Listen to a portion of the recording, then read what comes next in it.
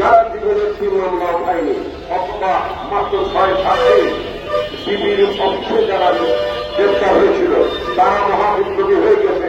আর 16 বছর যারা রাজপথে গণতন্ত্র প্রতিষ্ঠার জন্য শেখ হাসিনাকে অবৈধ ঘোষণা করার জন্য বারবার তার বিরোধিতা করেছে, নির্বাচন বর্জনের মধ্য দিয়ে শেখ হাসিনাকে।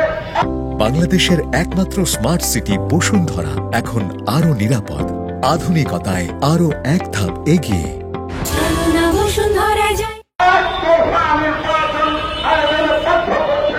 তার মধ্য দিয়ে শেখ হাসিনাকে একটি অনির্বাচিত সরকার হিসেবে প্রতিষ্ঠা করার মহান সংগ্রাম বিএনপি রচনা করেছে।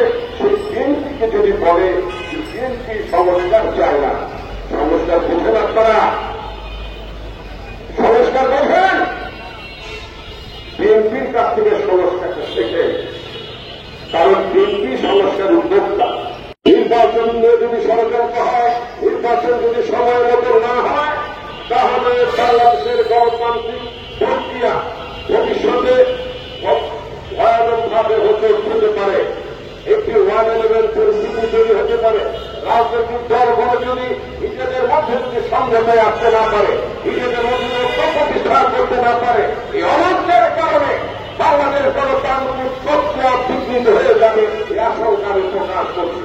এবং প্রধান উপদেষ্টা ডক্টর মোহাম্মদ ইউনূসের প্রতি আস্থা রেখে বলতে চাই, আমরা বিশ্বাস করতে চাই আপনি আগামী ফেব্রুয়ারি মাসের মধ্যে নির্বাচন আয়োজন করতে চান, কিন্তু এর মধ্যে থেকে যদি অন্য কেউ কোনো বাহানা তৈরি করার চেষ্টা করে এবং আপনার সরকারের গ্রন্থ থেকে যদি তাদের প্রশ্রয় দেওয়া হয়, তাহলে কিন্তু আমরা সেটা মেনে নেব না। আমরা ধরে নেব যে আপনার সরকার বাংলাদেশের জনগণের সাথে বিশ্বাস ভঙ্গের কারণ ঘটাচ্ছে, তাহলে কিন্তু আমরা জনগণকে সাথে নিয়ে নির্বাচন আদায় করার জন্য আমাদের রাজনৈতিক প্রস্তুতি আমরা গ্রহণ করব। কোনোভাবে ষড়যন্ত্রমূলকভাবে বিএনপির বিরুদ্ধে বদনাম সৃষ্টি করার জন্য বলছে যে শুরু থেকেই নাকি বিএনপির সংস্কার প্রস্তাবের বিরোধিতা করে। আসলে কথাটি সত্য নয়। বিএনপি একটি টেকসই গণতান্ত্রিক ব্যবস্থা চায়। 16 বছর বিএনপি রাজপথে থেকে গণতন্ত্রের জন্য লড়াই করেছে। 16 বছর রাজপথে থেকে বিএনপির নেতৃবৃন্দ জুলুম নির্যাতন সহ্য করেছে। বিএনপির কর্মীরা কর্মীর শিকার হয়েছে। বিএনপির নেতা কর্মীরা সফল মূল্য গ্রহণ করে মানবতার জীবনযাপন করেছে। তৃণমূল পর্যায়ে থেকে জাতীয় পর্যায় পর্যন্ত যে ইউরোপের মতো ভারতের সাথে একটা ভারতীয় ইউনিয়ন হবে, আমরা মানব নাকি? আমরা এটা মানব।